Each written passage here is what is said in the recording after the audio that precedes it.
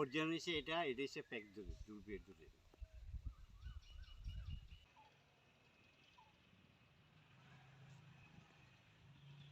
থেকে বিনিময় করে আসছি, আসার পরে আমার বাবা এই জায়গাটা কিনছি।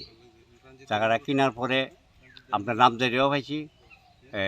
নামজারিটার অবজেকশন সেটা তরুণকান্তি সরকার এটারে অবজেকশন দিয়া স্টে করাইছে।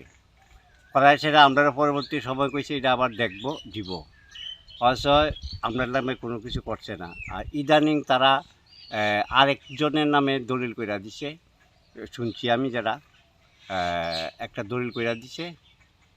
এটার লেগে আমরা জেলা শাসকের কাছে আমি আবেদনও করছি এবং আমাদের এটা ন্যায্য বিচার করে দেওয়ার লেগে কইছি এবং তাই নিয়ে কইছে সঠিকটা দেখব।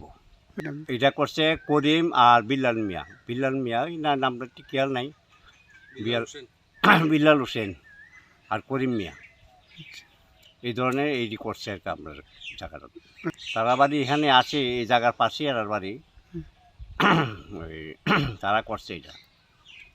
আমি চাইতেছি আমার জায়গাটা সঠিকভাবে আমি যেটা প্রয়োগ করছি বা ইয়ে করছি, দলিলপত্র আছে আমার, এটা দিয়ে আমার নামদারি দেওয়া হোক, আমার জায়গাটা আমার যাতে পাইতে পারি, এটা আমি আবেদন।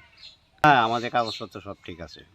তারা এই দিনে শুনছি তারা একটা ফলস দলিল বানায় সেটা ফেক দলিল বানাইছে। আমি কোর্টের থেকে এটাতে ইয়ে করে বাইর করে আনছি, এটা আছে আমার কাছে, আমি দেখাইতে পারব, সব কিছু আছে। এটার লেগে আমার একটাই অনুরোধ যে আমাদের দীর্ঘদিন ধরে আমরা দখলকারী, মানে আমরা এটার মধ্যে জমি জামাই করছি, সব কিছু করছি। আমরা আগে এটার মধ্যে কৃষি আসতো, আগানোর বাগান আসতো, আমরা তখনই ছিল। তখন থেকে হঠাৎ করে তারা কে বা কারা কার ইয়েতে যুক্তি করে এই জায়গাটা তারা দখল করতে চাইতেছে। তারা বাংলাদেশেরও আছে কিছু, ইহানের আছে, আমি সবাই চিনি না।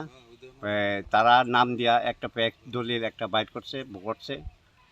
এই দলিলটা আমি বিচার করতে চাই, এটা কী করে হইল, কার ইয়েতে হয়েছে,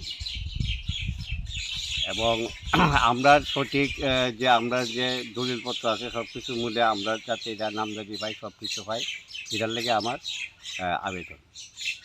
আমার নাম রঞ্জিত সরকার, আমার বাবার নাম নগেন্দ্রচন্দ্র।